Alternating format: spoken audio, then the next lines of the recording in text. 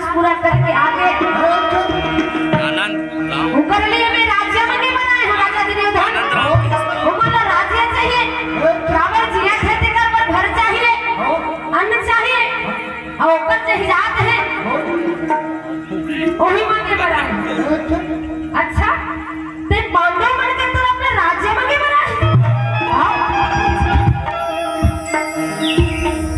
राजा दुर्योधन के आंख लाल है ते पांडव मन के तरफ अपने राज्य में नहीं बनाए इसके नहीं। और तोला भरोसा है कि मैं दे दूं देवर पड़ी ही भैया काबर तूने बेटी काबर बाप के जहियात में जनता औलाद है लेकर हिस्सा है ओकरो मन के बाप के जहियात। अरे ते जैसे के है वैसे करिस 13 साल वनवास लाख के भवन अब वो मन वापस आ गए हमने घर चाहिए राज्य चाहिए। राजा दुर्योधन के आंखें लाल हो गए। बड़े भैया आनंद राम साहू की तरफ से 100 रुपये भगवान के चरण में श्रद्धा सुमन